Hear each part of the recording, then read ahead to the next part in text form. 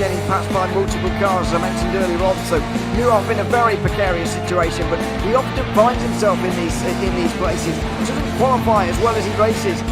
Up front, they are getting with Lee Aberdeen and Luca Varani not very far apart at all here. But I just want to see how Alistair Haig deals with Marcello Kessler coming around the old hairpin.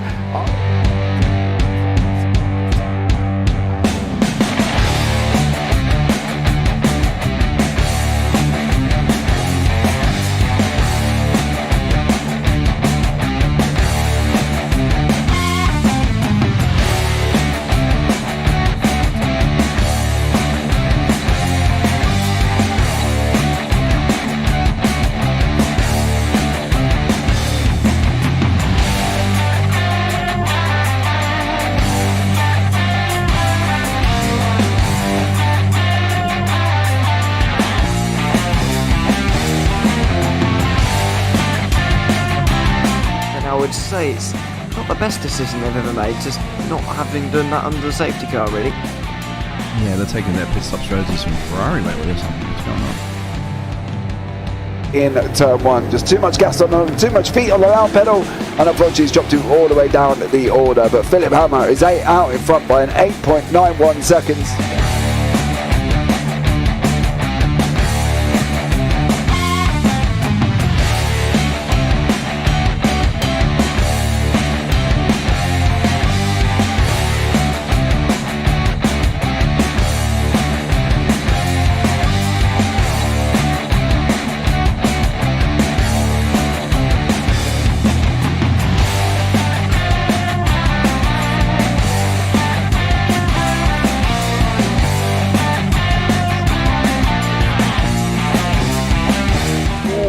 Dan Michael is a wall there, sir.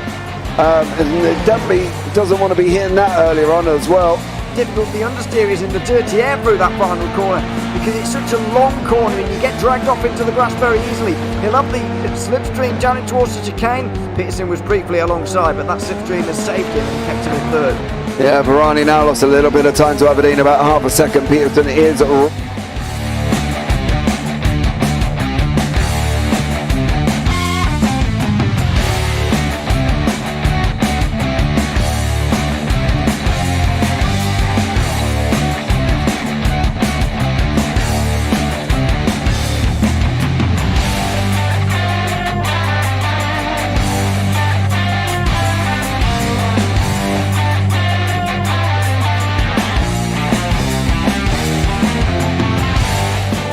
Pike's pushed Morton forward up ahead.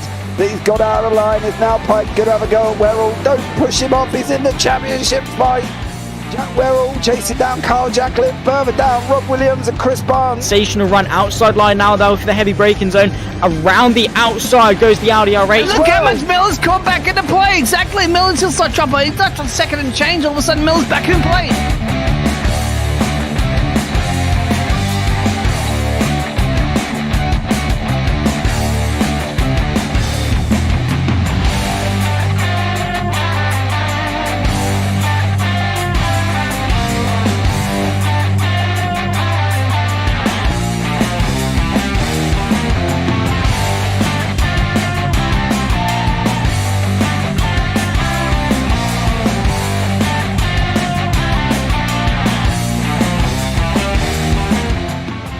Moving on to the back end of Phil Jocelyn. So there's been a lot of movers and shakers in this first 2 laps here for race. Absolutely serious racing league. Everybody's a lot have fun. Yeah, it's all about the entertainment. So I hope everybody is enjoying themselves out there in the chat. We know that Ron is been enjoying himself watching the Burger King machines off into the grass a little bit there. Is that really bunching up now?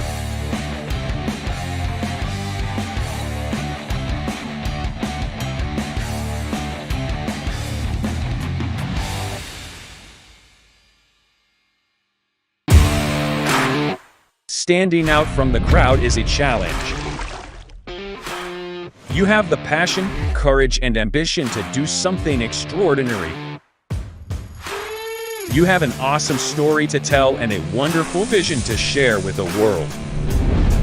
At Eddie Videos, we take that vision and turn it into reality so you can be heard above the rest. You need something different, and we give you the ultimate advantage. We can help you transform your ideas, images, and clips into a professional video that brings your message to life and sets a new bar for excellence.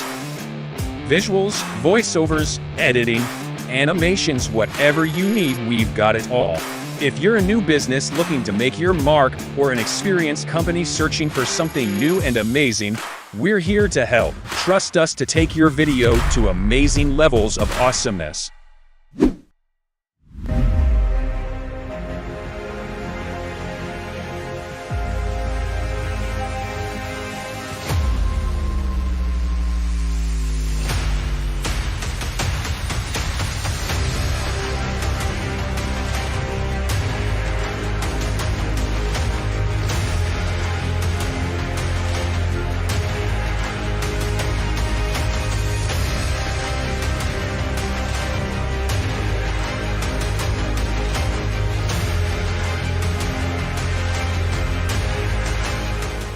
Does he have it? Medeiros is going to get it. Look at Johnson.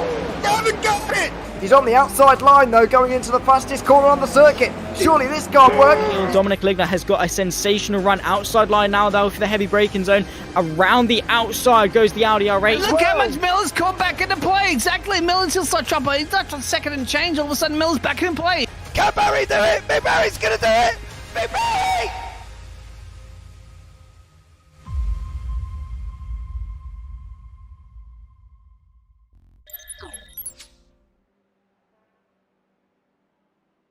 Hello everybody and welcome back to the Radical Race Series for round 5 of our championship. It's season 4 of 2023. We're at Spa as we go into the second third of our season. This very, very long circuit, but a trip back to Europe once again for this iconic venue once more. 7 laps for the opening race of the evening, the sprint race, and then 11 for the feature, just one shorter than what we got at Road America 1 week ago, where we saw some fantastic racing that I hope you all joined us for 1 week ago, because it was certainly worth a look. We're back again, though, another round of this series. My name is Ewan O'Leary. I'm alongside James Parfitt here for this round of the championship, and we are pleased to be back for the final season of 2023, and it is now round 5. This season's getting on already, really, but we've had some great racing within it already. Just over a minute left in practice before we get another round of our championship underway, with qualifying and the 10 minutes coming up very soon. Yeah, it's going to be an interesting one. Spa, as we know, is traditionally long, and I know I read earlier on when I was in the session that somebody put on there, "I feel like I'm bored of Spa," he said, with the comment underneath saying, "You go past one corner, then you have to drive 30 minutes to the next one." So I think, to be fair, Spa is one of them circuits that so overused in the officials. It's so overused in sometimes leagues as well, because obviously they follow the officials. You know, I don't know. I don't mind it, but some people find it a little bit meh at the moment. I think they're slowly going off the likes of Spa. Yeah, maybe finding it a little bit too much, and I can understand that, but I do still like it as a venue, I've got to be honest. There's Luke Maxwell going around slightly. He is leading the way in practice at the moment with a 1:11.7. The only driver actually, a 2:11.7. You've got to recalibrate your brain round here, haven't you? 2:11.7 for the best time currently in practice. Before qualifying really gets underway, and they'll be starting their out laps, and it will take them ages for the first times to actually come in. Let's have a look at the championship standings as we get to the end of practice and towards that qualifying session. Paul Clark is going to be shown as top of our standings. Now, these don't make a lot of sense because we've done 4 rounds, but basically this is taking away one of the rounds where they have scored points. So Paul Clark has got his 3 best rounds have got to 128 points, as you can see there. John McCutcheon's been here for 3 of the 4, and he has got, so 2 of his scores count, if you see what I mean. So he's on 118 in second. Then it's Ben Underdown in third, ahead of Simon Edwards. James Berrien Luke Maxwell are tied in 5th. Then it's Sergio De La Cruz, the last driver to be over 100 points. Only a point separates Paul LeMay and Mike Bousson, with James Child in 10th. Then it is Jamie Bird just ahead of Paul Crabb, who's down in 12th for the two-time champion. Seth Brown is 13th ahead of Rob Woodward, with Damien G running out the top 15.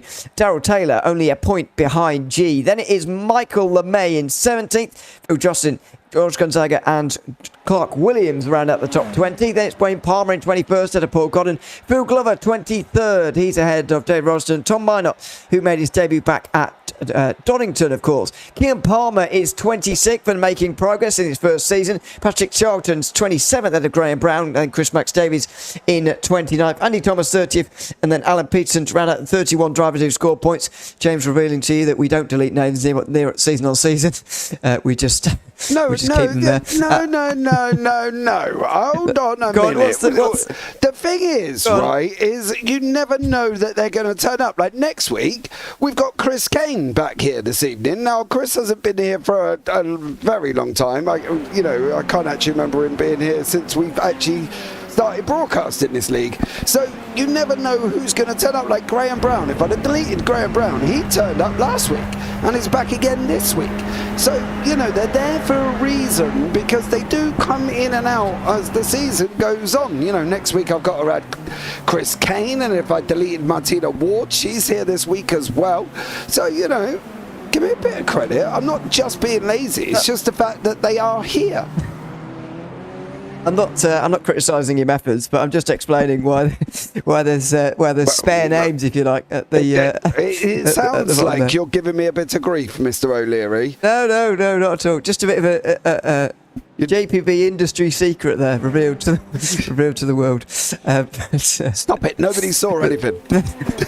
No, well, they might not have done if I didn't notice it, but or didn't say anything. But anyway, I have done now, so it's too late. Anyway, qualifying, you'll be pleased to know, has begun, and we can stop talking about that now. We'll talk a bit about James McRitchie, actually, one of the new drivers. We'll talk about people who are new on the grid, but we're having a look at one of the new drivers onto this one in this open qualifying session. Of course, everyone out there together for 10 minutes. And McRitchie is a new driver, we believe. We've not seen him in the series. No. Well, I've been doing this series, as I say, for 18 months at least now, and I've not seen him. You haven't either, James, and we've got a new driver on the grid. It's great to see so many new faces this season, actually. I can't remember quite so many debutants in a season for quite some time. Yeah, well, it's keeping it above 20 again, you know what I mean, which is always good for this league. And to be honest, I don't get why people aren't rushing, if they like the SR10, to come in and join it, because this league is absolutely amazing. The racing is unbelievable. We go off here just like,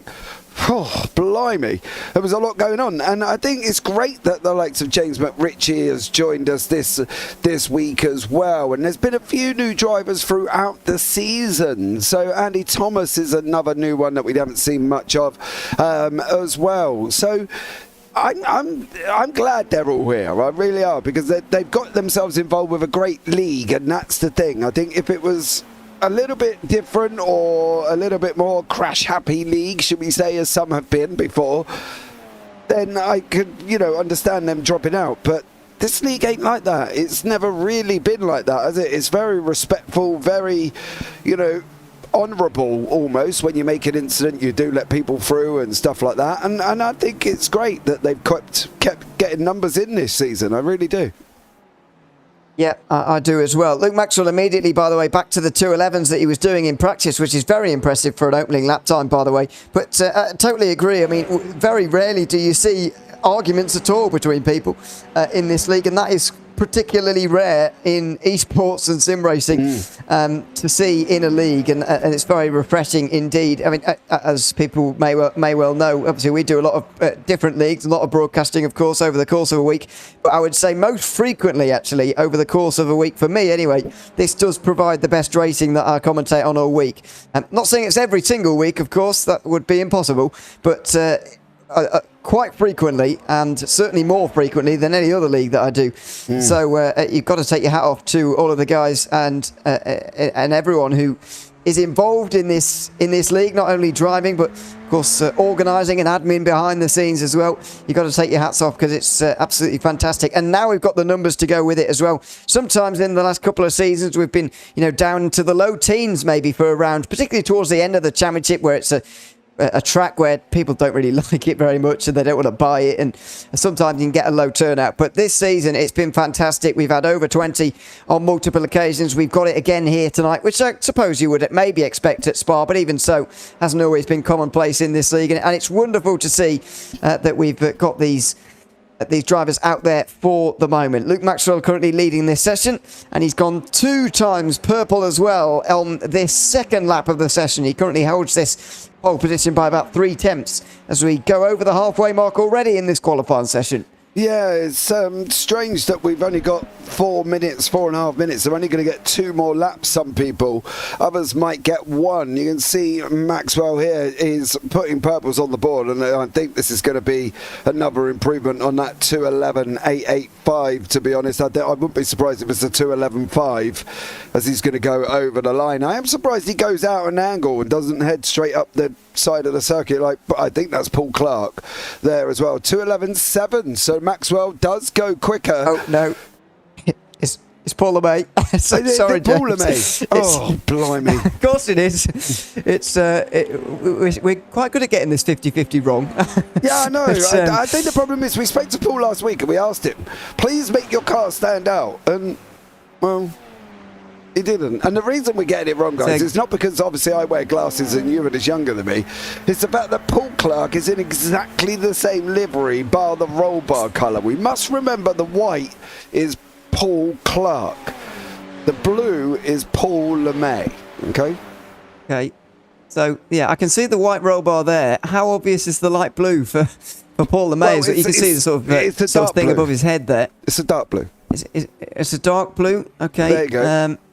Okay, well, I can see that it's not white, at least. Yeah, I guess that is dark blue. So, yeah, that is true, but picking that out from a distance at speed, which is often where we have to pick these names out from, it just gets a little bit tricky. But anyway, we'll get past that. James Barry goes over the line, by the way, into 3rd place, and what an impressive season he's had so far. James Barry, not a driver you'd expect to see him at I know those standings there just had him in 5th place, but I rate him a lot higher than that, I've got to be honest. That is only counting 2 of the races he's been at, by the way, for James Barry. He scored an average of 54 points over those 2 races that have counted, and that is impressive. When you think it's a maximum of 65, that's a good 85% of points that he could have got from those 2 races, if you want to look at it like that. So he's done very well in a season where I wasn't expecting him to stay quite so near the big names of McCutcheon, Maxwell and Edwards were expecting to fight over this championship. Maybe there'll be a 4th contender we weren't quite expecting. Yeah, I'm hoping we do, because Barry has got the pace, and I think that's the thing. He has got the pace. He's been up and around there as well, so it's great for him as well. But let's welcome everyone in YouTube chat as well. Phil, welcome in. Thank you so much. Tubbsy Malone, hi all. Hello, welcome in. AK Customs, who I figured out is, only figured out because he told me, is Wayne Palmer. He says he'll be back next week as well. Phil's also put those that can drive, those that don't commentate, and those like me who cannot commentate, watch. I know what you mean. I know what he means, but I don't think the wording's quite right. Well, I think it's just the way that you read it in your head. But yeah. Is there commas that's supposed to be in there that I'm missing? Yeah, maybe. Well, maybe I'm just imagining commas and it's making sense in my head. I don't know. But yeah, I do understand, because yeah, you're right. If I was a better driver, then I would be driving. But there we are. Try my hand at that. But oh, I got it now. Those that can drive. Yeah, there you are. Yeah. And those that don't commentate. No, those that don't there's supposed to be a comma between don't and commentate, I think. Yeah, those that can if you want to be particularly correct. Those that don't commentate, and those like me who cannot commentate, watch. There you go. Those that can drive. Those that don't commentate, and those like me who cannot commentate, watch. Well, I got there in the end. So I'm good. We're pleased about that. That's victory number We're one. doing so well at the beginning already, aren't we? You know what I mean? We're up to an absolute flyer here up in the JPB. James Barry, by the way, was on a bit of a flying lap there. You may have seen him across the line. 2:11.8 from him. Actually went really close to pole there, but Luke Maxwell never really been in doubt this session. No. Paul LeMay's put in a good one as well to get into the 2:11s, and that puts 3 drivers below the 12s, and that's 3 times more than what we got actually in the opening race or the opening practice session of the evening. You may have noticed John McCutcheon, by the way, in the practice server there. He may well have done, but he's now watching Scotland play Spain in the football. So he told us earlier on, or last night, I should say, that, or put in the Discord anyway, that unless the result was sure for a Spain victory and Scotland were getting hammered by half time, then he would be on the sidelines for this particular race, and it's still 0-0, so he's still watching. I'd imagine. So yes, good luck to them.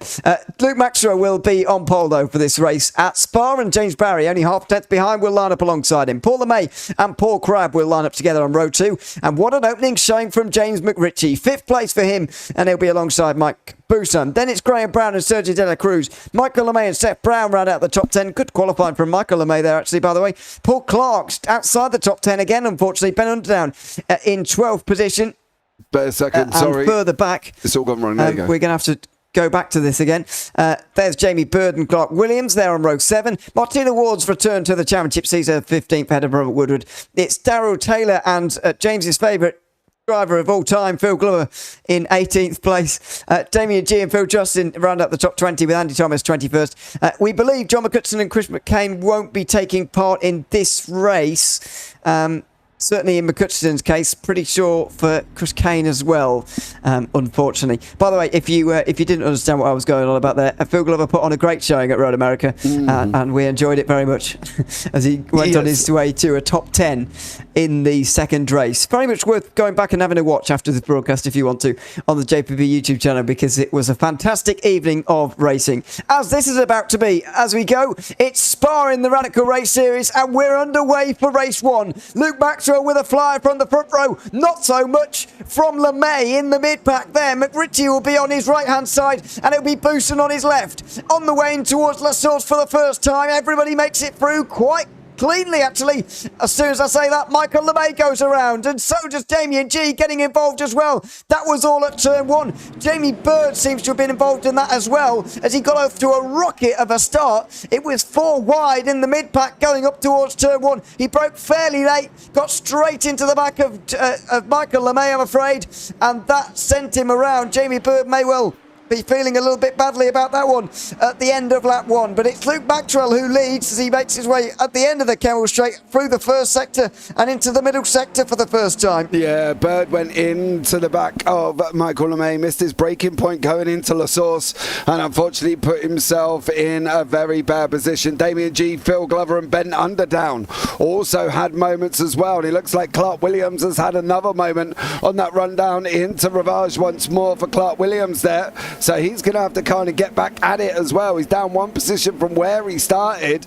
Jamie Bird is now closing in with McRitchie, and then behind McRitchie is Ben Underdown. So Ben Underdown having a go with McRitchie running slightly wide round Pouon, and in they go. Ben Underdown does take that position. McRitchie's looking at coming back through on the entrance into Vanier. Nothing this time around here, Ewan, but great racing throughout the field, as per said, as per normal.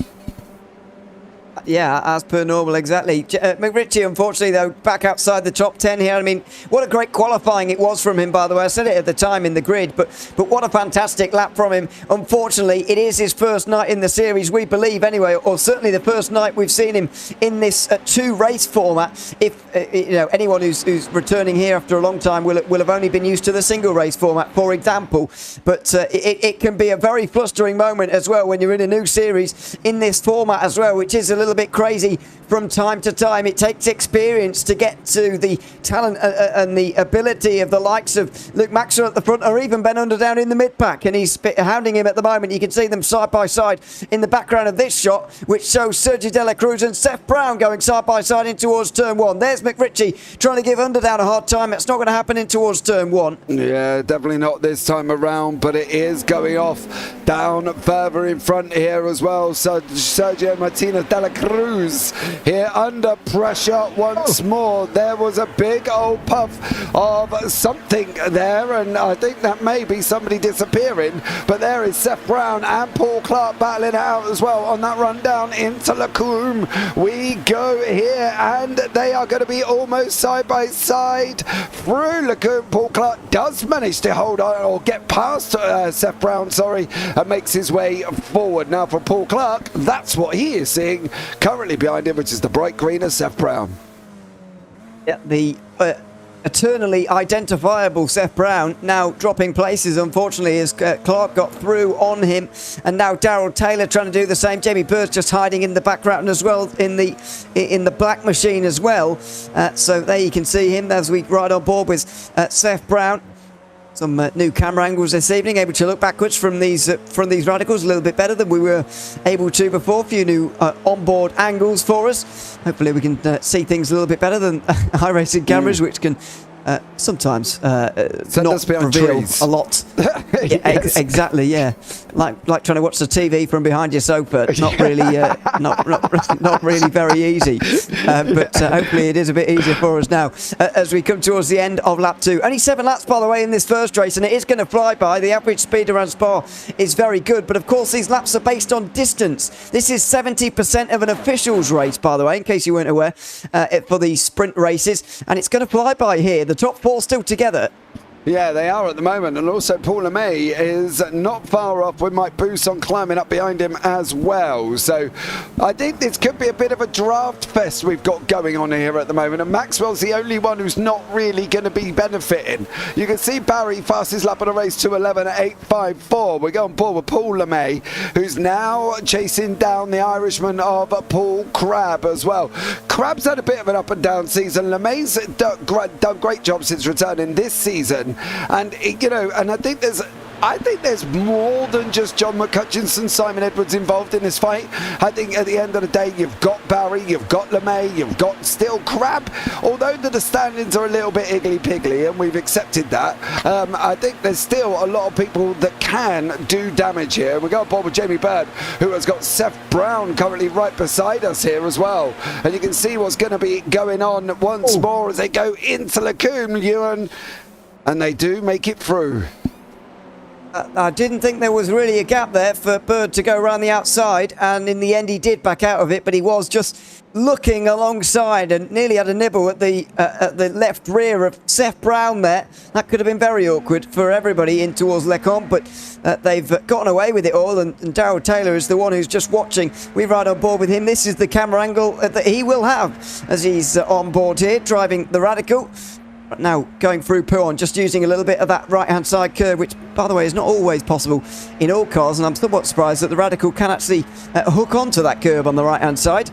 But there you are, just opens the fast left-hander, now in towards Piff Paff, very wide from Jamie Bird. You very much need to get yourself hooked into the apex there and hold it to the right-hand side, and that's exactly the opposite of what Jamie Bird just did. Now he'll have to defend it towards Stavolo. He's pulled that one up quite well, and he's used the AstroTurf quite smartly on the outside to hold on to that place, and so a gap has formed in front, but Daryl Taylor at least has been kept behind for now. Yeah, Jamie Bird there, you can see him in front. Here we go with Daryl Taylor. We are off on a rocket. Is he going to make it that too wide? He is, but no, he's not. I don't know if that was smart or just... Well, I think it was probably more smart. I was going to say brave, but I don't know if that's a word or not. But Daryl Taylor absolutely did the right thing there as well. We've got Paul Crabb now at the front, setting the fastest lap time out of all. They're slowly dropping off Paul LeMay. He's going to have to be careful. He's getting out of that kind of draft range. It gets to about a second, 1.2, it's going to be over. Barry, Maxwell and Crabb now going at it, and and this is the battle for the 3. And I'm thinking Paul Crabb is not going to be waiting very, very long. Oh, here we go. Where's he going to go, though? Because Barry's on the right and Maxwell's on the left. And he's going to get to the outside. Brakes a bit early, though. He'll just get off the brakes and then have to tuck in at the end in towards Lecon there as we go through the halfway mark of this race. 3 laps complete out of the 7, of course. And so Crabb still in 3rd position for the moment. I don't think LeMay has got the pace to stick with these guys. Bousson has already shown that, unfortunately, he definitely has not. And that is a shame, but it should be a top 5 for Mike Bousson here at Spa. I'm somewhat surprised that Luke Maxwell hasn't been able to put this to bed yet, because he got off to a great start and had more than half a second as they got into the middle sector for the first time. He couldn't break the slipstream, and now he's got Barry and Crabb to worry about, both of whom are at least as quick as Maxwell in the race. Yeah, they definitely are as well, and I think that's the thing for Maxwell.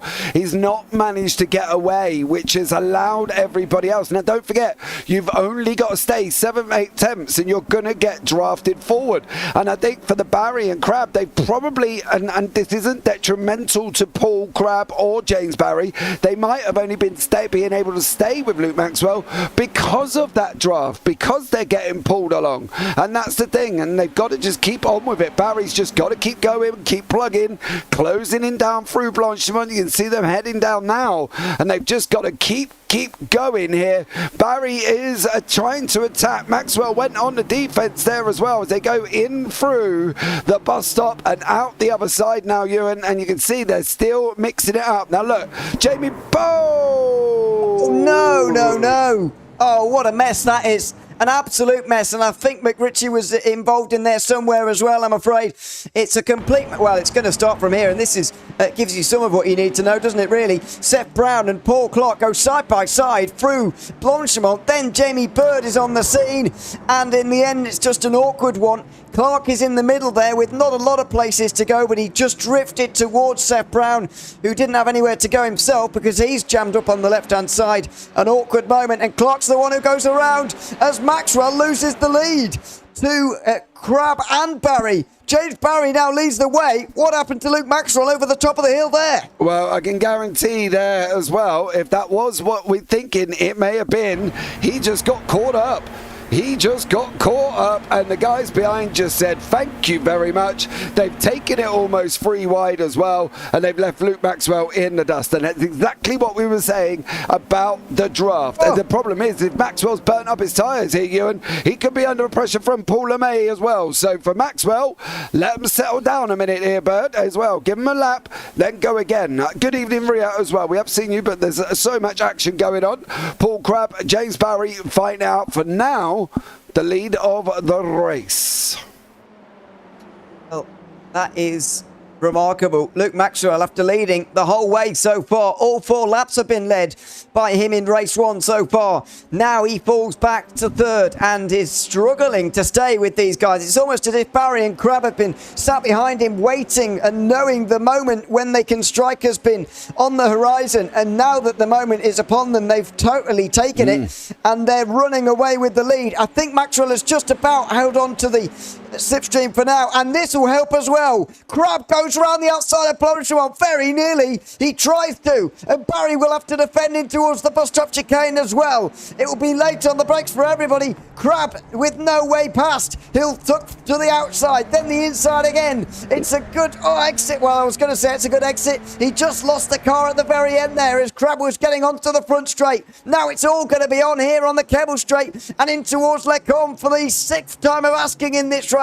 It's the penultimate lap, but we're driving like it's the final one right now. Looking back from James Barry as he tries to hold on from the 2-time champion of Paul Crabb and the 1-time champion of Luke Maxwell as well.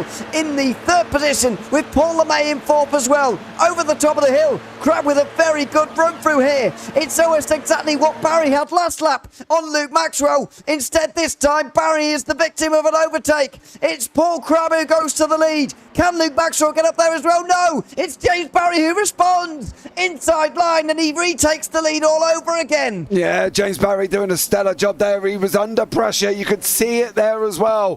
He was under pressure. Paul Crabb just got in front, but now everybody else is coming. Maxwell's coming. LeMay's coming. There's nothing saying that Paul LeMay won't take the victory, because at the end of the day, Barry and Crabb both got past Luke Maxwell within one move down that long Kemmel straight here as well. Maxwell, as they go into Puan now try and tuck it in, trying to stay with him as well. This is a 4-car fight going on for that lead of the race. Barry's opened up about half a second, and I can tell you what, if Maxwell now, it feels that Paul Crabb is slowing him down, he will make that move, because he has to. You cannot allow James Barry to get away, because James will go and wrap the win up here, and he's, a stellar driver, and he did so last week in Road America in that feature race. So Maxwell's got to go. Absolutely has to. Although, what does he do from this position here? Is sat in third, looking at the two in front, but what can you do from this position? He's sat right behind the driver in front of Paul Crabb. Then it's James Barry who leads, and Paul LeMay's there as well, of course, waiting and watching to see what will go on in front of him. Oh, there's contact. Barry and Crabb have made contact, and Luke Maxwell go round the outside of the final corner, and who get through in time for the line. What on earth happened there? I think it was Crabb braking too late and Barry getting hit there in the rear, but I'm not entirely sure, to be honest. It seemed that they both got it all wrong, and now Luke Maxwell leads on the way out of the first corner for the final time. He's had a big slide though, and James Barry will get back to the lead again. This is a bizarre ending to the opening race of the evening in the Radical Race Series. Surely it might well be Paul LeMay who benefits most from this. Fourth at the end of the second lap, now the penultimate lap, I should say. Now he could be in the lead. Here we go. As Maxwell goes through the middle, it's going to be LeMay waiting and seeing if we can get through, but no, he'll back off. James Barry certainly won't. He goes to the inside. They are absolutely locked together through the Le Mans chicane, and through they go again. It's around the outside for Luke Maxwell as he retakes the lead again. Oh, I thought Paul was going to do it. I thought he was going to send it there as well.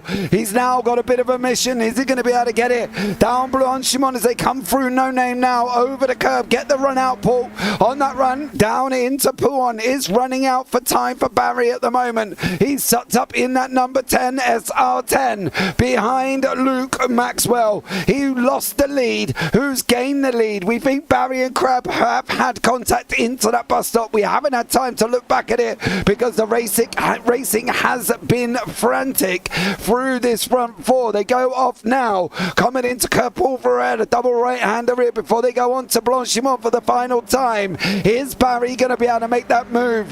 Is he going to be able to get past Luke Maxwell going down Blanchimont? Ewan, let's find out.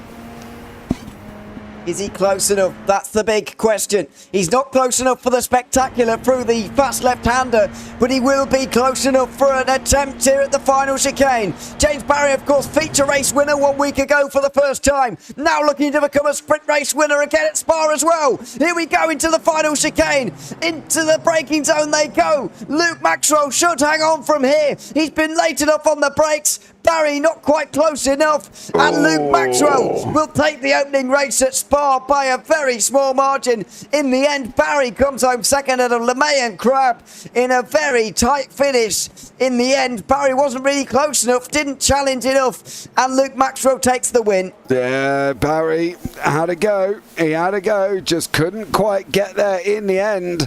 Martina Ward here fighting out with Phil Jocelyn. Jocelyn's just past her, I believe, going down into the bus stop. They go over the line. The line is there. You can see it now.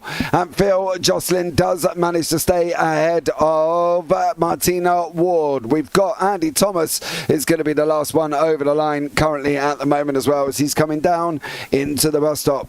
Great race so far for race one. Let's see how we get on for the 11 lap feature. Yeah, another one still to come. And it will be a very good race indeed, because we'll have Clark and McRitchie on the front row. That's going to be very interesting. We know how easy Paul Clark is to overtake. So that'll be interesting for everybody.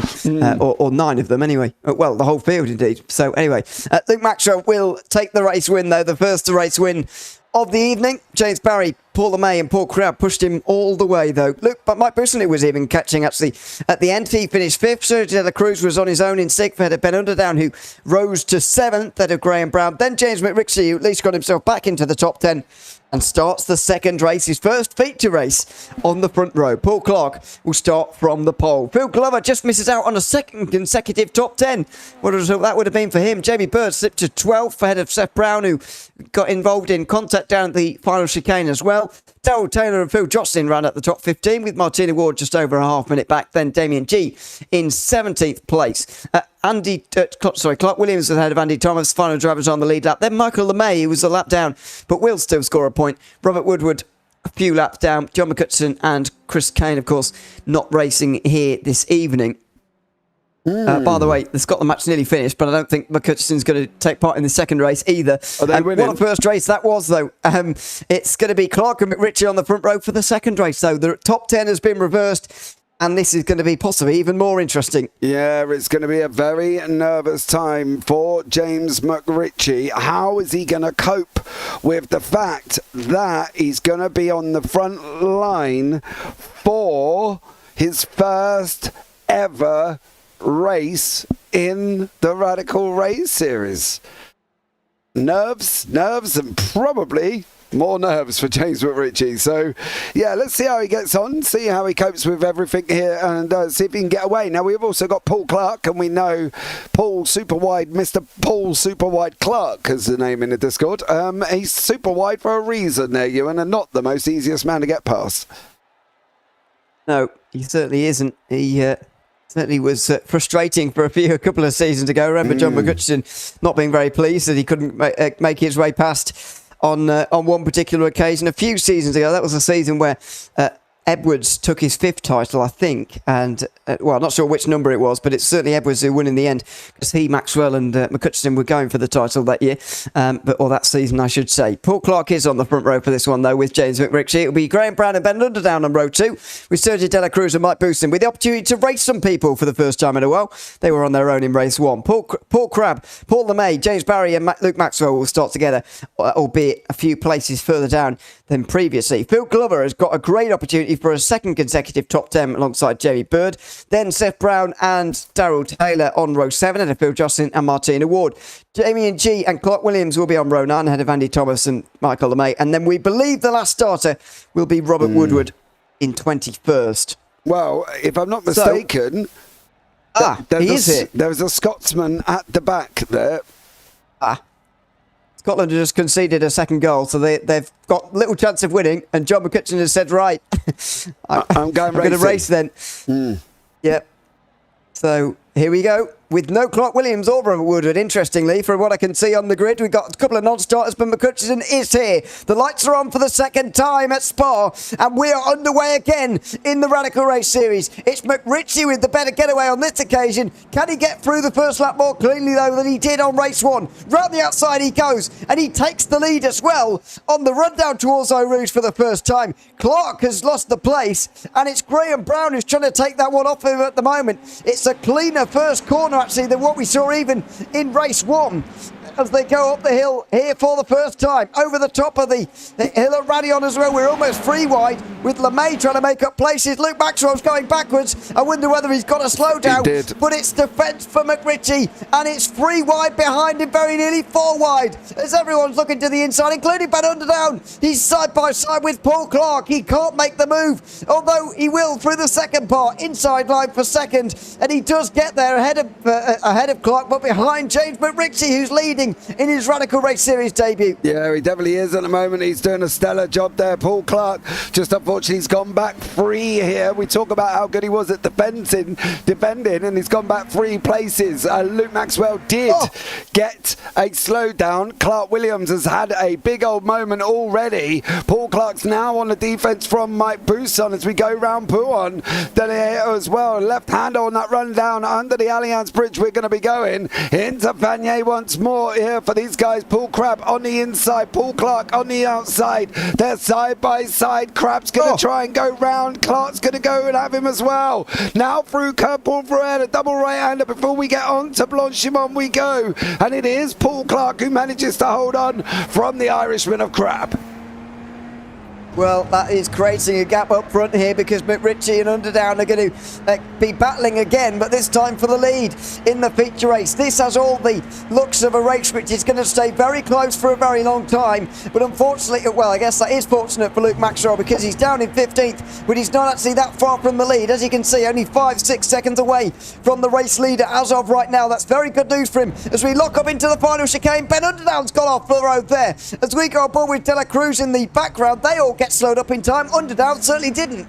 Yeah, he managed to keep going though. He has kept going as Ben Underdown and he's managed to survive at the moment. So he lost a position to Bousson there. Almost going to lose a position to LeMay, Paul LeMay there as well with the blue roll bar cage of that iLounge Racing team. And as you can see, Martina Ward is in the mix as well. Luke Maxwell's tucked up right behind her. John McCutcheon's not far back. And then we've got Damien G, Seth Brown and Michael LeMay still arguing it out here. James McRitchie, he's broken the draft. He's broken that 1 second gap. 1.6 at the moment here. And Paul Clark's on the defensive from Crabb.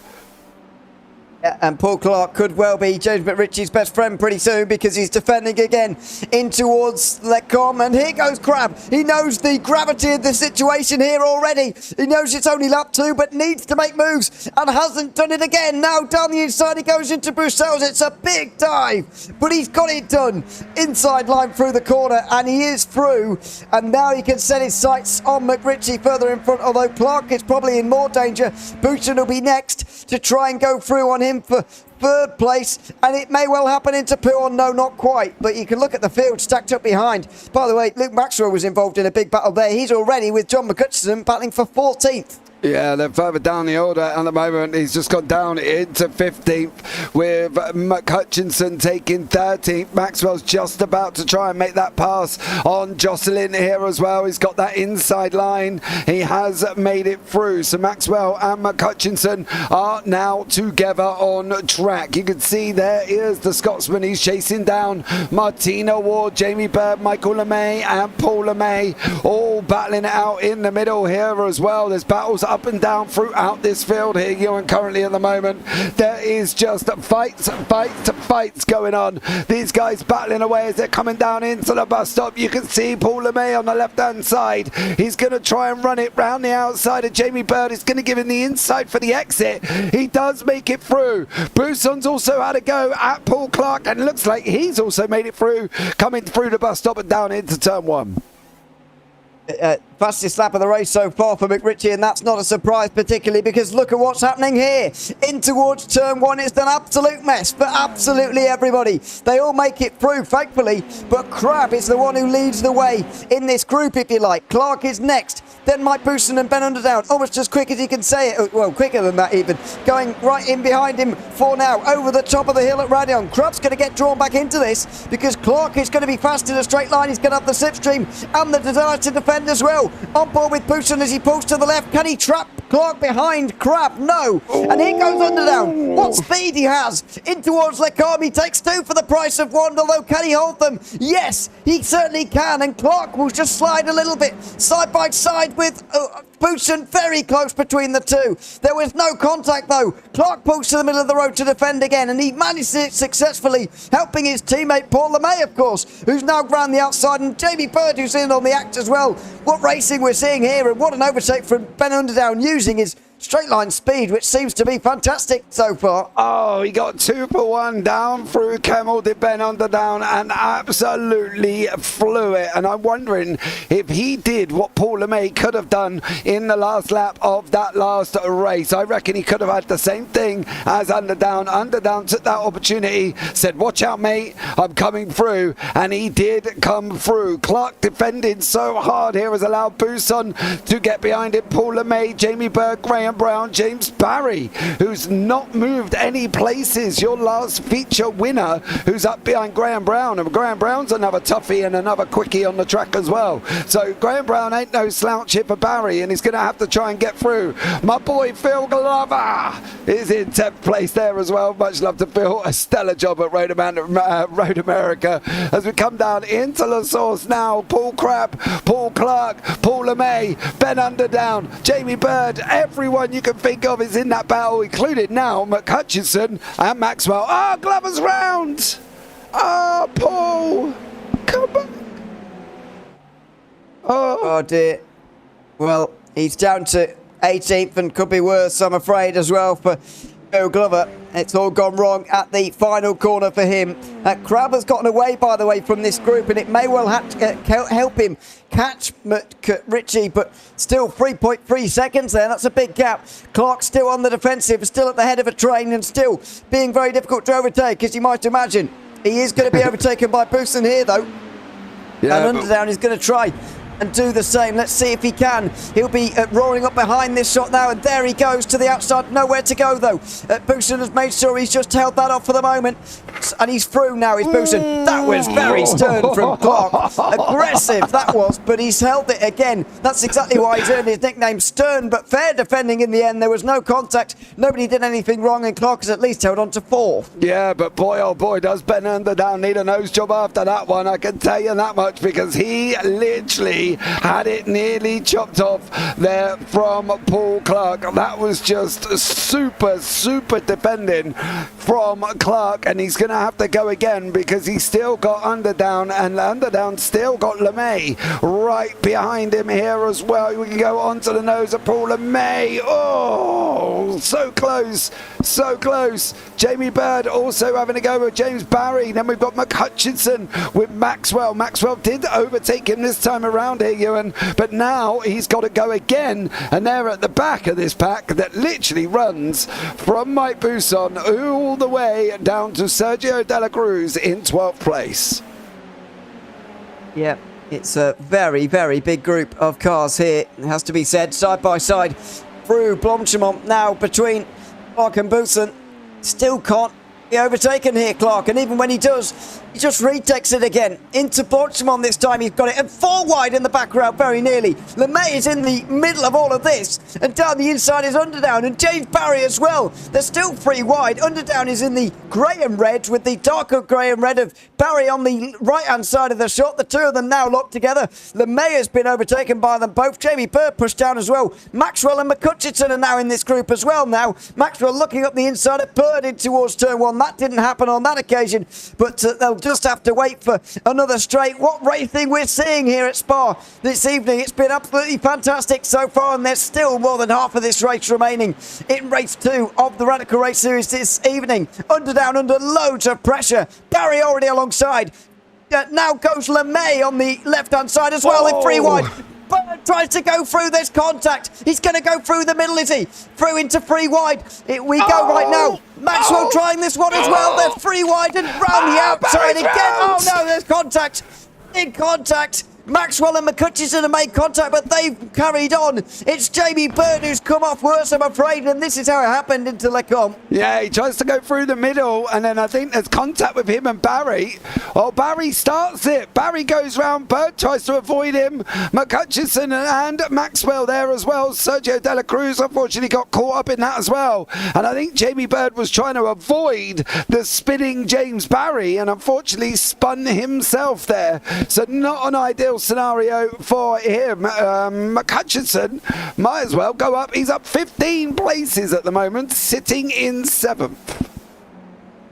Yep, It's a good place for him to be in, but this will likely become one of his drop rounds, even if he gets to, 5th place, which seems most likely at the moment. That's only 26 points, and that is not many for a round, but at least he's had fun this evening, I suppose. And that's what, he'll be able to console himself with that after the football, and that'll be all fine. So he's running inside. I don't mean to rub it in, really. Don't stop it. Stop it. No, sorry. You'll get yourself in deep trouble, Mr. O'Leary. I can tell you that one. So just behave yourself today. Yeah, I'll try.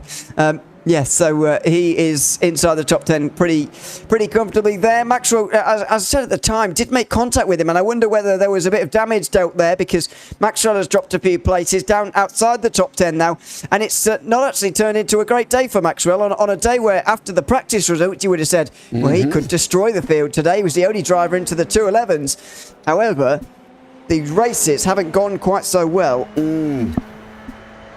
That's the thing.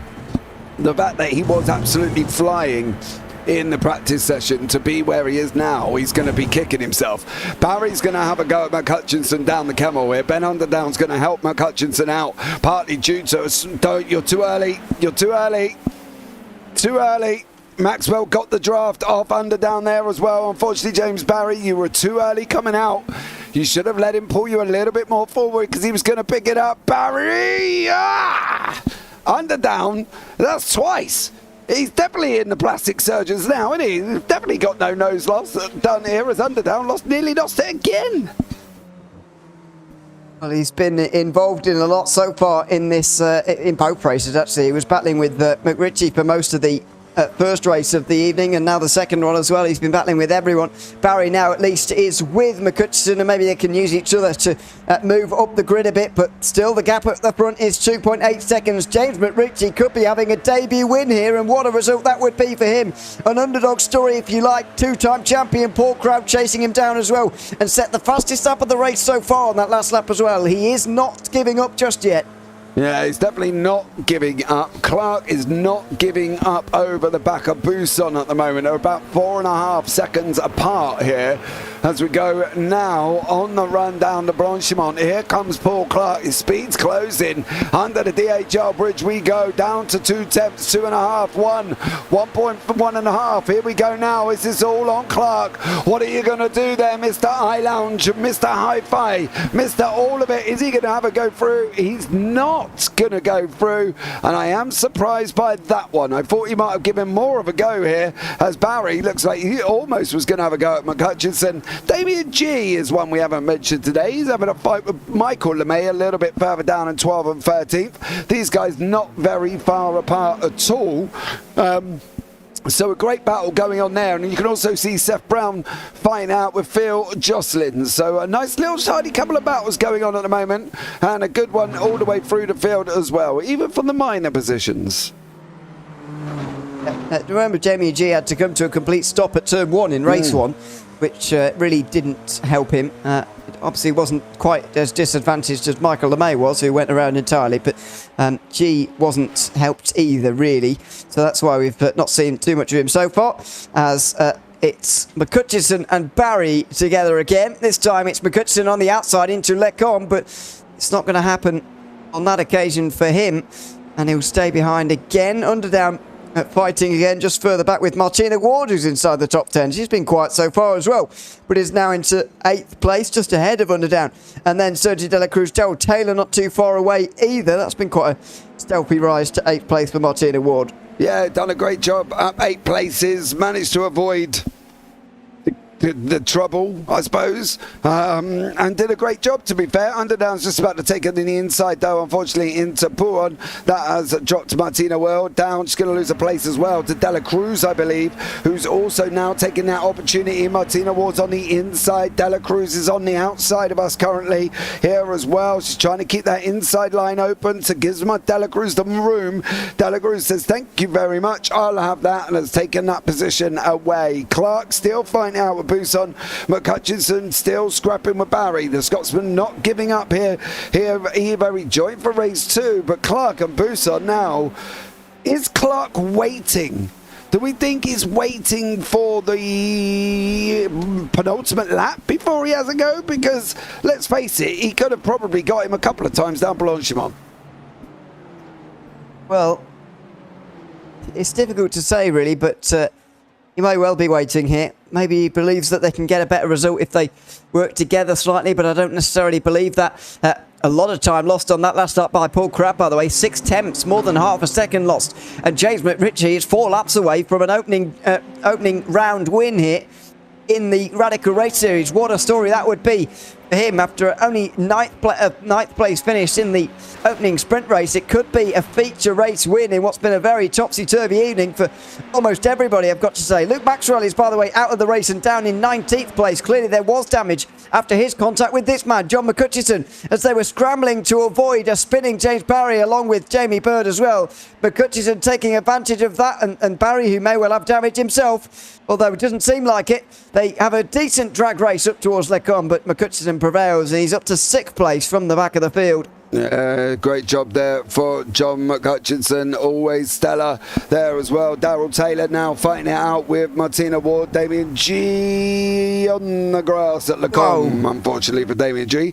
And Graham Brown down here as well. I don't know if Graham Brown and Luke Maxwell are both out, I believe. So unfortunately they're both, Maxwell, Brown, Williams, Woodward, and obviously Kane, who hasn't started here, is out as well. But you can see in front, Ben Underdown, he's got a little bit under the radar. He's made some amazing moves, and yet he's still down 5 places, which seems a little bit confusing to me, considering how well he's done at certain points on the circuit, mainly down the Camel into Lecombe.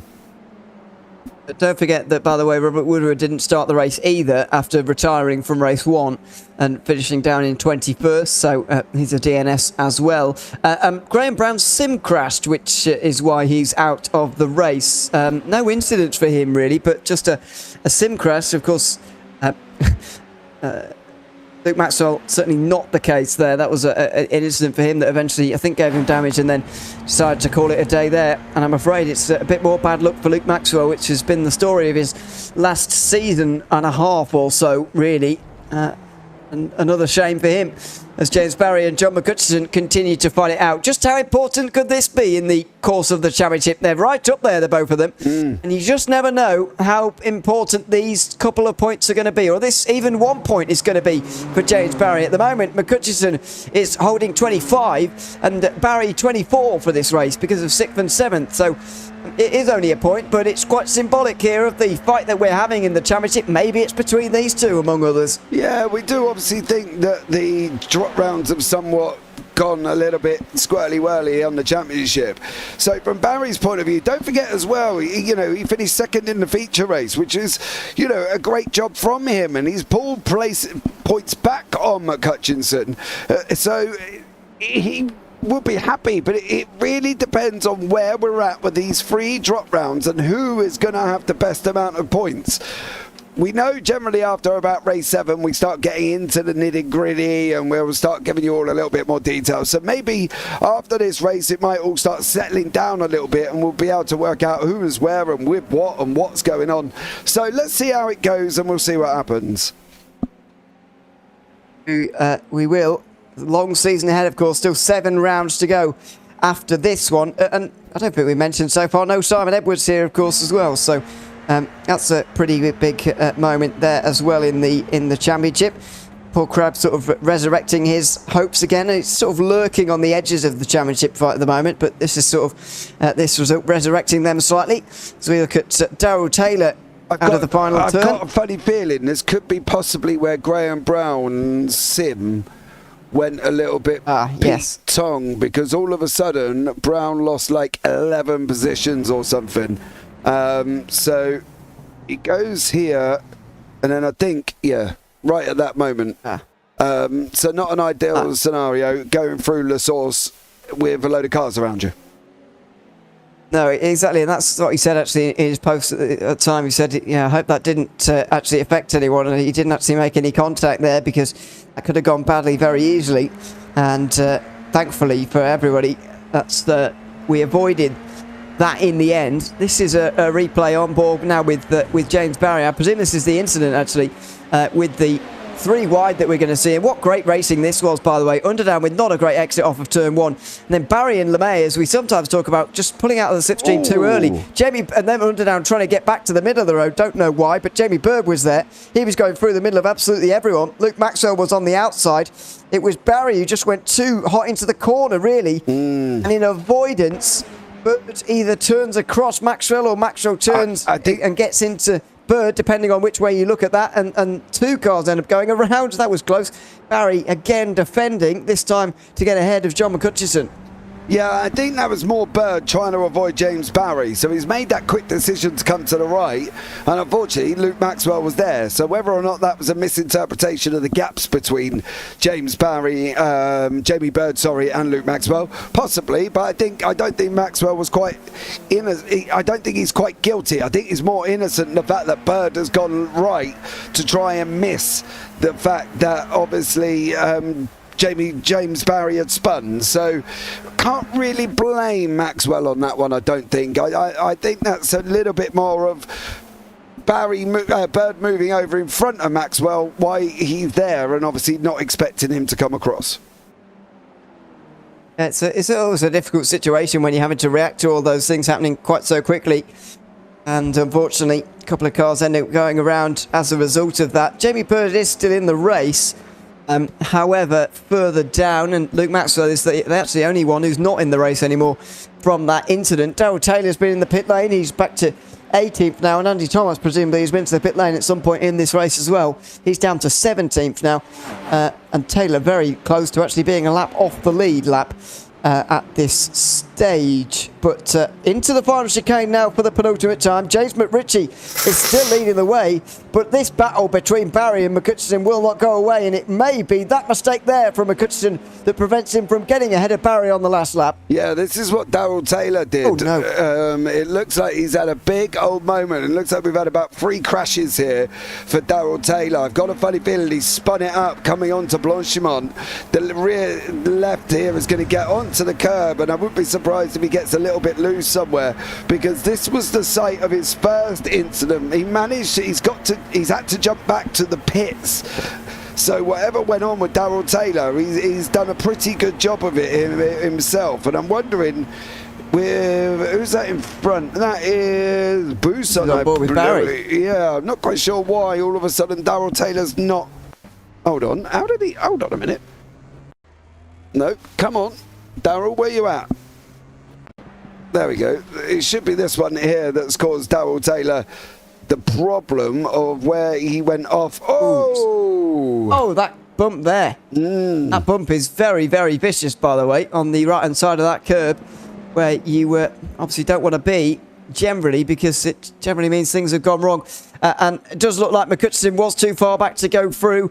I think we've got our answer with Paul Clark as well. He wasn't waiting to go through on Booson, just couldn't manage it. Hold on, Mr. O'Leary. We're not quite there yet.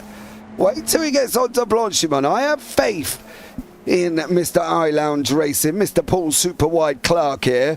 Mr. Bruce Springsteen followed him all around Europe. Here we go, watch, and now here we go. Come on, Paul, don't prove me wrong. Have a go, son. Have it for Paul Clark. Let's see if he can get there. But further up front, by the way, James McRitchie is losing a lot of time in these last couple of laps, mainly down to nerves, I would imagine. But on his Radical Race Series debut, he's going to take a feature race win. It takes some drivers seasons and races upon races to get to this mark, but he's going to get there in his very first event. It's going to be side by side for third, and Booson is going to hang on. But further in front, it's a debut win for James McRitchie at Spa. What a drive from him. 1.7 seconds at the end, despite losing a second on that last lap to Paul Crabb, who's going to finish in second place. It's James McRitchie who takes a feature race win at Spa, and what a debut performance from him. Yeah, absolutely stellar job. There's nothing better than coming in, getting a debut victory, and this man can sit back and be made up to the world. He has done it here. He did do a great job getting that victory. He got it out front. Who cares? The last lap was full of nerves. The right leg was twitching, the hands were was shaking the brake pedal, felt like he was trying to push a ton of bricks down, and trust me, he was very, very nervous there, but he's done a great job. Last finisher, we should have Andy Thomas here, who's got the run down onto Blanchimont, but a great job from McRitchie. Come on, you can't ask for better than that on your debut. No, you can't. As I said before, some drivers wait a very long time to get that feature race win, or even a sprint race win. But, well, you can argue amongst yourselves which one's easier. But James McRitchie has managed it on his very first attempt. And what a drive from him as well. Fair play to him. Hopefully we'll be able to chat to him at the end of this one, because he fully deserves the race win.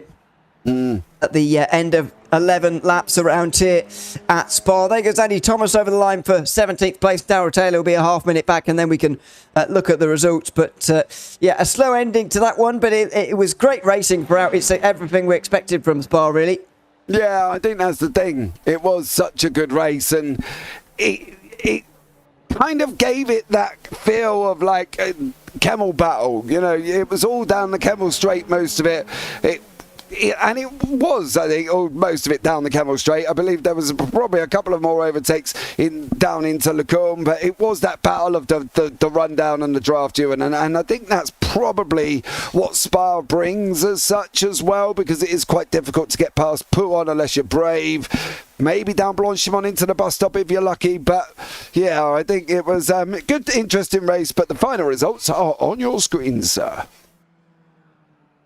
And it's James McRitchie who takes the win. Paul Crupp second by only 1.7 seconds in the end, with Mike Bousson third. Paul Clark and Paul LeMay round out the top five. James Barry held off John McCutcheon in the end to finish sixth. Sergio De La Cruz, Ben Underdown and Michael LeMay round out the top 10. Martina Ward just missed out on that top 10. Seth Brown finished 12th. Then it was Damien G just within half a minute of the race winner. Phil Justin, Jamie Bird and Phil Glover with the final drivers within a minute. And then Andy Thomas in 17th place. Darrell Taylor was the last of the finishers in 18th. Luke Maxwell didn't quite get to halfway in that race. He finished 19th ahead of Graham Brown, Clark Williams, Robert Woodward and Christopher Kane, who we know, of course, didn't take the start of the race. Well, what a fantastic drive from James McRitchie at the moment. We do have someone in the interview room who doesn't represent any name that we've got on the grid. But I'm going to... Should we presume that is... I think that is James McRitchie, yes. Okay, well, we'll take a risk and pull him in. Chat to him. Call him James, and he might be called Bob. Let's see. we could be talking to anybody, but someone just pretending could just chat to us. But anyway, JJ McRitchie. There's got to be James McRitchie. Right? I tell you what, I've given up. Just doing it. I've pulled him in now. Just doing a play on words. Maybe, but it would be easier if James had his name as his Discord name, Mr. McRitchie, to make it a little bit more simple. Wasn't going to mention it. Sorry about that, guys. Sorry, wasn't going to mention it, but it's because I'm always crashing, so they call me Ripty. Oh, okay. Well, certainly not true this evening, was it? I mean, how was that felt to take a win in the feature race here this evening? About 1.7 seconds the gap at the end. How was the second race? Yeah, it was great. I had a good start, and luckily, I think the guys got held up behind, because I think a lot of the guys behind are a lot quicker than me. So I was just glad to hang on, really. I got a bit of a gap and just kept it steady. So, yeah, I enjoyed that. And how did you find the first race as well? I noticed that you qualified relatively well, but often new drivers take a bit of time to get up to speed and maybe start at the back, not intentionally, but to qualify towards the back for the opening race of the evening or whatever it is, and then move through or whatever. But you qualified quite well, and then we're sort of involved in that midfield battle throughout race one. How was that sort of learning experience, if you like, getting into this one in race one? Well, yeah, forget about the tyres, because I haven't done much racing this season, in the last 6 months or so. And of course, I come straight in qualifying mode, went through Eau Rouge and just cut the corner and got a slowdown, so it put me in the midfield. And then there was a couple of contacts which slowed me down. Not intentional or nothing, everyone raced clean. So just a bit to learn, really, for the second race, and I did. So I was quite happy about that. Just to give us a bit of a background on you as well, we know a lot of the drivers now quite well because they've been here for a very long time, but you haven't, of course. What's your background like in sim racing here for the last year or so? Have you been involved in iRacing long? I've been on iRacing for quite a while, but I've had a couple of years out, just like coming on and off, really. And I did a lot of the Skip Barber Monday nights. I raced for Asymmetric with Abdul. You probably know Abdul. I'm in the same team as Abdul. And somebody told me about the league, and I thought, you know what, I'll just give it a go. I'm trying to do a lot more racing now as the winter draws in.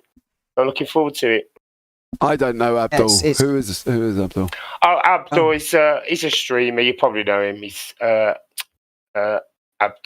Amari. His name is. Nope. Yeah. Sorry. No. Anyway, that's all right. We're glad learning, about of course. Yeah. Sorry, Abdul. I don't know who you are. I'm not sure if I'm supposed to know who you are, but I unfortunately I don't. No, that's fine. Well, fair enough. As is tradition, on these interviews, James, I'll ask you if you've got anyone to shout out, whether you want to give a shout out to anyone before we let you go. Just Yad for making my paint at the last minute from the team. You guys for doing the broadcast, and everybody else, really. Thanks for letting me in. That's all, really. Thank you. We appreciate the distinctive paint as well, by the way. So thanks very much for that. With the dark red, it's quite good to spot you. James, congratulations on the win tonight. Very well driven from you, and hopefully we'll see you in the weeks to come as well. Thank you, guys. Cheers. Thanks very much. Bye. James Ritchie there, taking the win in the feature race here this evening for the Radical Race Series at Spa. What a drive it was from him as well, holding on by 1.7 seconds ahead of Paul Crabb, who also joins us now. Couldn't quite get there in the end, Paul, just missed out by a couple of seconds or so, but a good evening overall, would you say? Yeah, I stayed out of trouble and had some good scraps in the early parts of the races. I was kicking myself because I kept screwing up coming out of T1. The 90-degree right-hander, because I could just get about 0.1, 0.2 on Mr. McRitchie, but then I'd throw it away every second lap, and it was a bit frustrating. So, but I'm not sure I would have been able to get past him if I had caught him. Yeah, it's certainly one of those circuits where overtaking is very possible, but getting past with certainty, if you like, it is very difficult. I mean, you were involved in that front group at the first race. You were involved in multiple groups through the second race as well. You were actually one of the only drivers to actually get free from that big group where you were fighting for initially second place. Just what is it like in terms of racing around here? I guess you can compare it to Road America slightly last week, where you were involved in a lot of big racing as well, and a big group on that day as well. It is difficult to get away sometimes. It is. Road America seemed much more straightforward to actually make an overtake and make it stick. Around here, you think you should be able to get away easily, but the draft cuts in, and if someone keeps it clean in the twisty stuff, they can stay with you and just keep in touch all the time. But it's I like the circuit. It's you can have some good racing down through the twisty sections. Can you just tell me if is the word twisty sections a technical term for corners on the racetrack there, Paul? That's right. They're the bits that aren't straight. Right. Okay. Just so I know from my own experience, that's all. It starts at the top of the hill and ends towards the bottom of the hill. Right. Okay. So that could be anywhere. But okay. Most of the track. Well, cheers for that. Only technical terms. Only technical terms. We'll call them the twisties next time. I'll tell you that. I can't remember the corner names for any blooming corner anywhere, so all I can say is the twisty bits or the straight bits, so I'm sorry about that. That's all right. It does, well, I say it surprises me, but I've become not surprised about drivers not knowing what corners names they are and numbers or whatever, but it's because it's such an important thing for us, but it's just not for everyone else in the world, so there we are. There's a bit of a difference there. I would like to say I do know No Name Corner. I do know which one that is. Oh yeah. Which one is that, Paul? It's No Name. Yeah. It's the one after the long right hander. It's a left hander, isn't it? Before Poo One. There you go. Oh, see, we're piecing it together quite nicely. I know, it's like a jigsaw that's got thrown on the table. We're bringing Paul Crabb in to tell us how to put it together. We're getting there, but we won't carry on until we've got all the circuits, all the corners, because there are about 20 of them. So before we let you go, Paul, is there anyone you'd like to give a shout out before we let you go? Definitely to Simon Edwards. I mean, he's been putting up his setups. And even though they're a little bit like a Skippy, apparently, they with a little bit extra downforce for me, they go really well. So thanks to Simon for providing the setups. Really good of him. So yeah, it's a testament to him, and of course not even here this time, but there we are, continuing to provide setups in the Radical Race Series. Of course, congratulations, Paul, on a successful evening overall, second place in the second race, and we'll hopefully see you next week. okay, thank you, gents. Thanks very much, Paul Crabb. They're chatting to us at the end of the couple of races tonight at Spa. We've got quite a few people to get through today, so we'll rattle on with Mike Booson now, who was third in that second race. Welcome in, Mike. Good to have you with us as well. You held off Paul Clark there right to the very end. Just how difficult was that? And what did you think he was doing in the second half of that race? Because James especially suspected that he might have just been waiting for the moment to strike at the end. I thought he just couldn't get through. What was your reading of the situation? Yeah, evening, chaps. He was definitely on form tonight. I'm with the thought that he was saving himself for the end, to be fair. Mm-hmm. Because we were all running, obviously, short stack. So overtaking was a bit of an issue tonight. So I thought myself, he's going to make a last run. But luckily, I didn't mess it up. The pressure didn't get to me. Still no victory though, Mike. Yeah, all right. Come on. He's been on the podium. Give him a break. I know. He got one top step. Fives, I think, as well. He got one step away, I suppose. So we'll give you that one.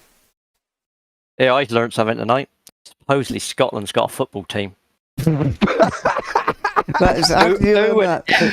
would ever believe it? I wouldn't. Well, that is. I've already created a bit of a rift by talking about Scottish football. Well, James suspected I was going to if I carried on, and he stopped being much through. Yeah.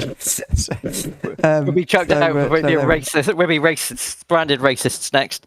Oh, don't start that. Let's not go down that route. It's a serious broadcasting channel here.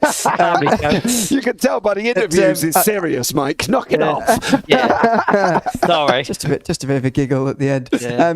Unfortunately, though, I think it's only John McCutcheon we're actually offending there, so that's all right, I think. Yes, John.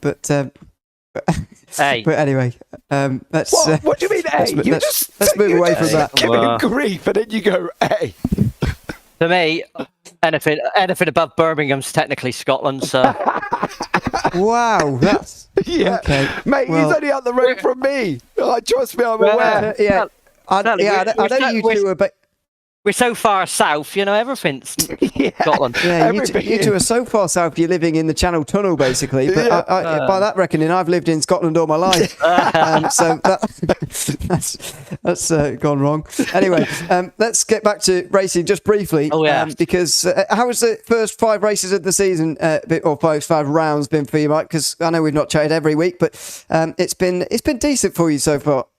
Oh, I think you've over-egged that a little bit. It's definitely a mixed bag. I'm not practicing much at the moment, but so I am really happy with the results I'm getting. But yeah, it's not exactly where I want to be. But as we come into the wintry season, and it's a bit more pleasurable to sit in the rig for a couple of hours, I shall obviously put a bit more time in the Radical and see if we can get myself back up the table a little bit. Well, when it finally decides to get cold, but that's still days away by the looks of it. Today, anyway. Nice and warm down in the south. No, mate, it was been raining even all day. nice and warm. Sorry. It was even nice and warm in the northwest, which is very rare. But there we are. So up by Edinburgh and Glasgow way then. Yeah, I was about to say northwest. That's lovely. Yeah, Scotland. Yeah, up in those islands, uninhabited islands in Scotland. Yeah. Anyway, James has completely thrown me off my train of thought there. I was thinking about something, and it's probably not so obvious, really. But let's refocus. Back to the racing. Sorry, yes. Well, I wasn't going to ask you anything else, actually, Mike. Kick him out the booth. I think that's the one that's caused the problem. Get the riffraff out. Right, that's it. Yes, we'll let you go. Anyone to shout out before you go, Mike? Yes, Scottish football team. Now I know they've got one. Okay, lovely. Right, let's kick him out. That's hilarious. couple of results here tonight, and a podium at the end as well. Joining us there, and hopefully for John McCutcheon never joining us again, because he's just. I hope he's listening. I hope he isn't. I hope not. Jesus. What's the score? They lost 2-0, I think. No, they've lost, Mike, but let's not go into that either. No, that's a shame. don't even begin. Get him out! Yeah, get him out. Mike Booster, third place in the second race here tonight at Spa, and we've kicked him out because he's causing too much trouble, to be honest with you, in the booth. And as I said earlier, we've got a lot of people to interview, so we need to get on with it. James Barry is the next to join us, and we welcome him in as well. Nice battle with John McCutcheon actually in the second race. You might not have been expecting there, James, and an aggressive one in the second half of the race as well. But you were also, of course, involved in that big group involved with Paul Clark and Jamie Burden. In the end, you ended up going around at Les Combes as well. Just how was that second race for you? It was a brutal race. The first half of the race with everyone in the slipstream, and I was using short gears and quite a high wing. And I don't know if I made a mistake in doing that, because it was a complete stalemate on the straights. Like, I just couldn't make any progress at all. I was really frustrated. And then we had that incident. I've watched it back, and it was 3 wide. I moved a little bit to the left. Jamie apologised, but I said to him I moved a little bit left. And the reason I went round was because me and him made contact, and that kind of upset my car in the corner. So, it was a bit of a shame. I could have had a better race if I hadn't had done that. Was the contact, was it? It was, yeah. And then with John, we had a tough race, and we had a couple of little altercations. He told me what he thought of it.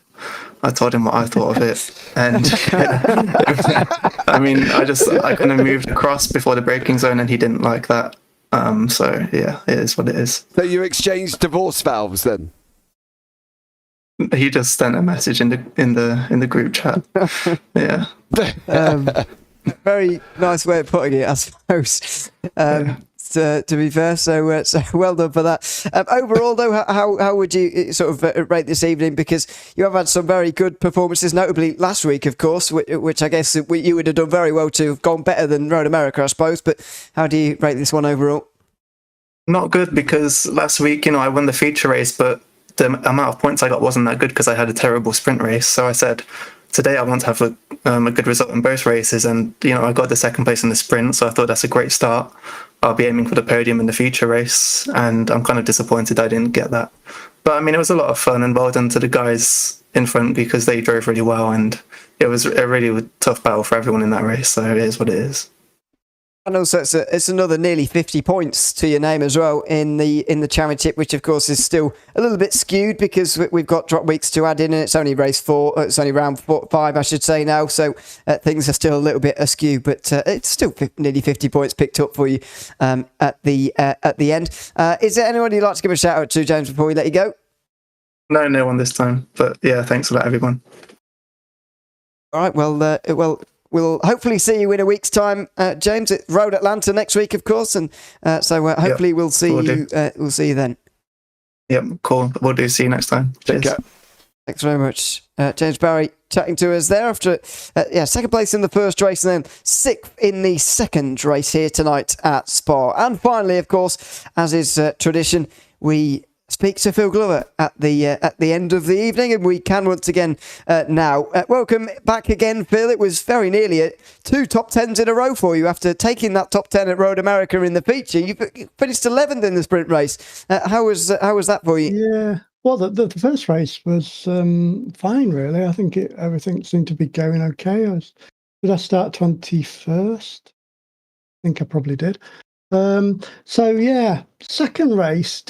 Do you see that? Because for some reason, either I turned in on somebody or somebody clipped me coming out of the chicane onto the start-finish straight, which put me right at the back of the... I'm trying to find it, Phil. Bear with me. Yeah, thanks, James. I think I was 11th up to that point, maybe, again. Or 12th, maybe 12th. But, yeah.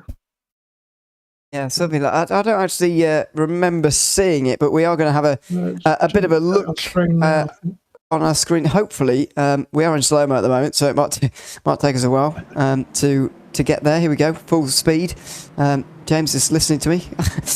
So it's the final corner. So Sergio De La Cruz down the inside. I think I turned in on him, didn't I? It looked It's difficult to call from that angle, really. Hold on, I will. Very close, yeah. I will see if we can find a different point of view. We'll try and get to the bottom of it. Trouble in VR. Yeah, here it is. So difficult. Yeah, it's a difficult one. Tricky one, that. Yeah. I think that's both our faults, to be honest. Yeah, I don't necessarily agree with the fact that just because there's a little gap, you can throw it up the inside and expect somebody to move out the way. So I would put it on both on that one.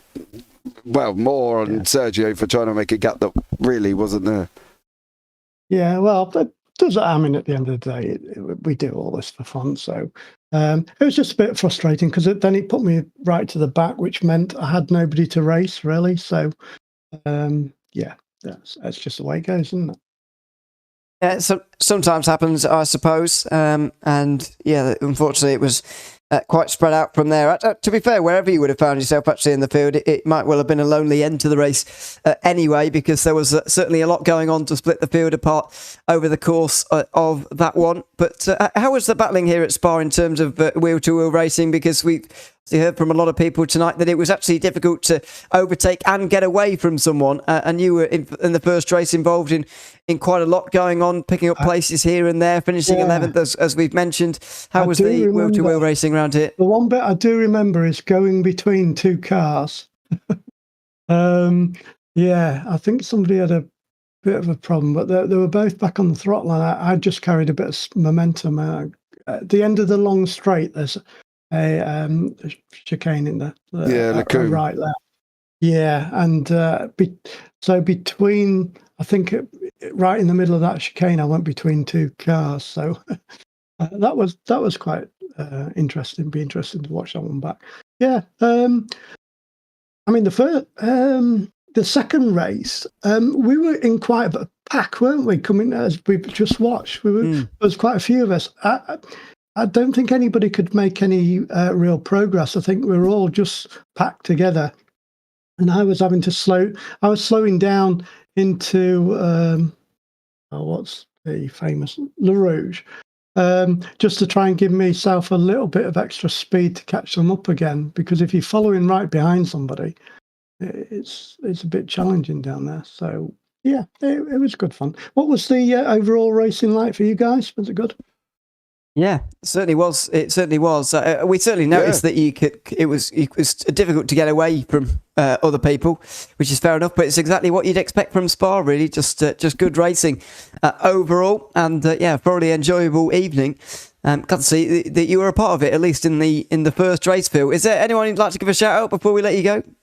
Well, to you guys, and also Simon. Simon's been giving me a little bit of coaching on the sidelines, so that's much appreciated. He's sunning himself in Skegness right now. Nice. I don't know about sunning himself, but yeah, that's fair enough. So we rode Atlanta, is it next week? Yeah. Yes, Road Atlanta next week. Yeah, that's an interesting track. As you could tell last week, I wasn't too fussed about doing Spa, but I quite like Road Atlanta, so we'll see how it goes. I mean, who doesn't? In my opinion, who doesn't? It's a great circuit, and it's of course where we debuted the SR10s in the Radical Race Series, so it's always good to go back there. But for now, Phil, we'll let you go. Thanks so much for chatting to us again, and we'll see you at Road Atlanta next week. You will. Yep. Take care. Bye. Thanks so much, Phil Glover there, chatting to us at the end of the Radical Race Series at Spa here tonight. And that's it for us here tonight, James. It's everything we would have expected from Spa, and it sort of feels like we're returning home next week with Road Atlanta. It's the first race for the SR10s, as I mentioned, all those seasons ago, 5 or 6 it was now, at some point in 2022. Can't tell you when, but it was this... or that very circuit, I should say, that opened up the account for the SR10s, and we're back there again next week. Yeah, I love Road Atlanta. I think it's a great circuit for the SR10, to be honest.